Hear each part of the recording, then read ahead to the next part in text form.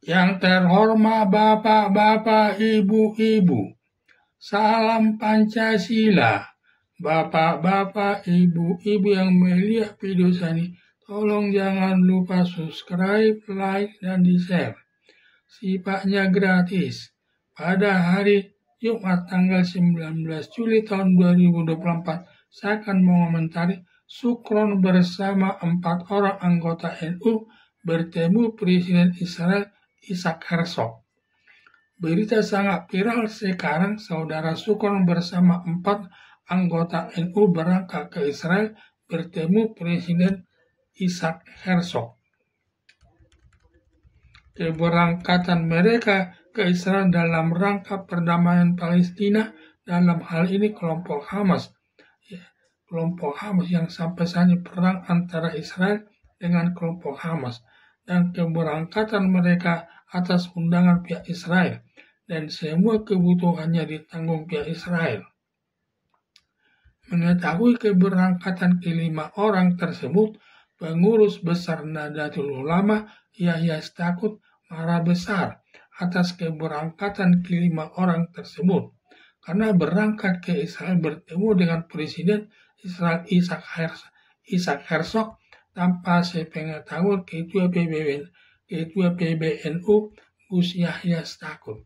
Dia nggak melanggar aturan yang berlaku di PBNU, ditambah keberangkatannya ke Israel menyakiti hati Nahdliyin, karena selama kepemimpinan Ketua PBNU Gus Yahya Stakuf, masalah hubungan luar negeri tidak pernah ke Israel, hanya ke Palestina. Berdasarkan hal tersebut, sehingga Ketua PBNU Gus Yahya Stakuf akan memecahnya dari kepengurusan Nahdlatul Ulama. Mengingat viralnya berita tersebut, Presiden Joko Widodo memberikan tanggapannya bahwa dasar negara Indonesia berhubungan dengan luar negeri berdasarkan Undang-Undang Dasar 1945 turut melakukan perdamaian dunia.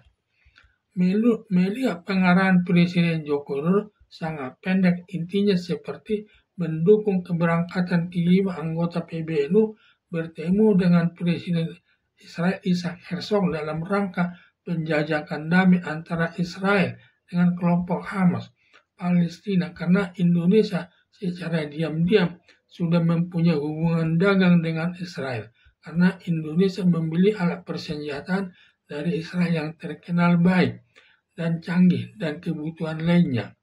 Negara Indonesia belum berani membeli persenjataan dari Israel secara terbuka, takut nanti masyarakat Indonesia marah.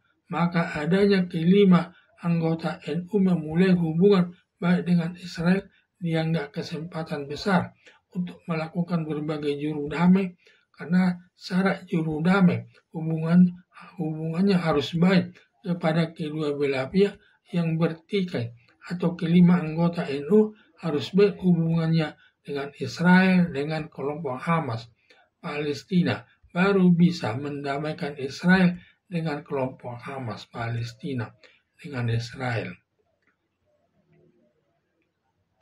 Kelihatannya pengurus besar Nahdlatul Ulama yang dipimpin Gus Yahya Stakuf langkahnya tidak sejalan dengan Undang-Undang Dasar 1945 yang menginginkan turut mendamaikan dunia.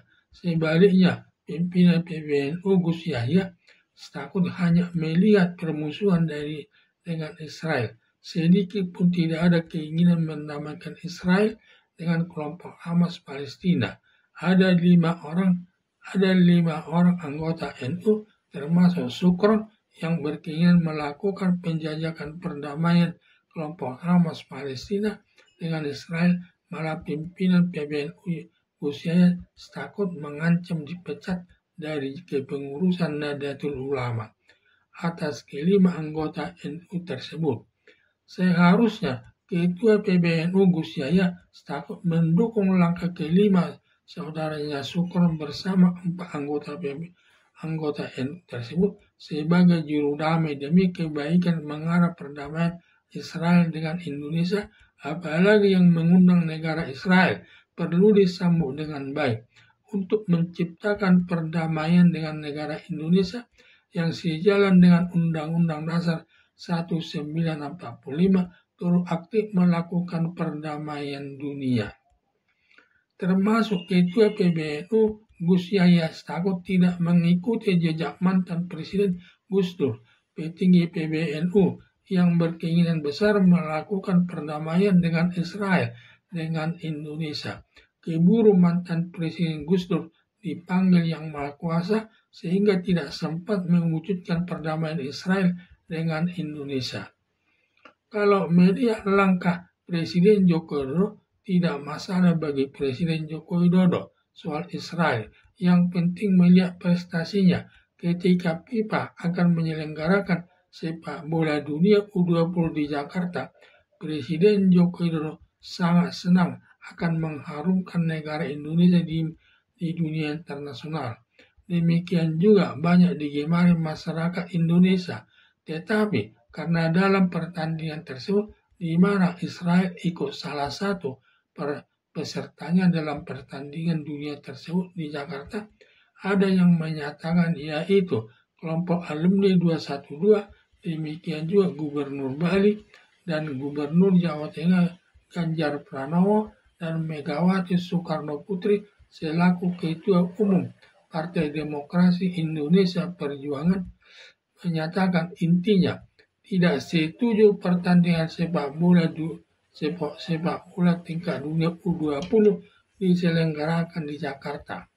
Atas penolakan tersebut, lalu FIFA memindahkan penyelenggaraan pertandingan sepak bola dunia U20 ke negara lain yang menimbulkan kekecewaan besar kepada Presiden Joko Widodo termasuk penggemar sepak bola. Saking kesalnya penggemar sepak bola, ada yang menyatakan tidak terpilihnya Ganjar Pranowo jadi presiden karena kena karma menolak Israel ikut dalam pertandingan sepak bola dunia U20 di Jakarta.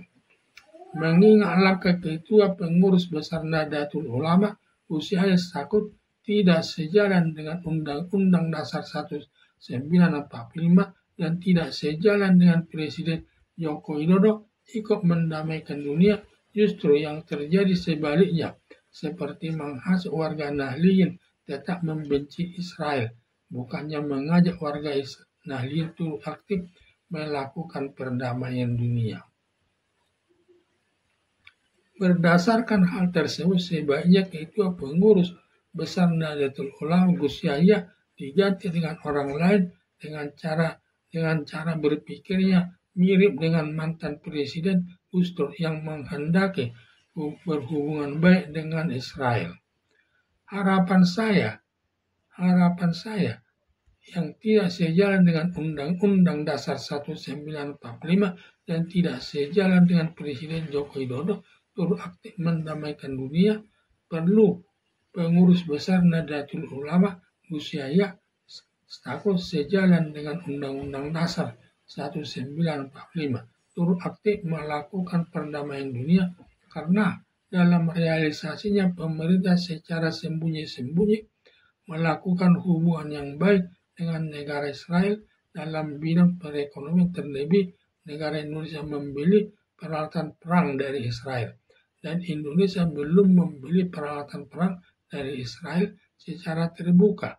Dikhawatirkan masyarakat marah, maka langkah Sukron dengan 4 anggota NU perlu dimanfaatkan melakukan penjajakan perdamaian Israel dengan kelompok Hamas Palestina dan nanti bisa berkembang mewujudkan perdamaian Indonesia dengan Israel. Sekian dan terima kasih.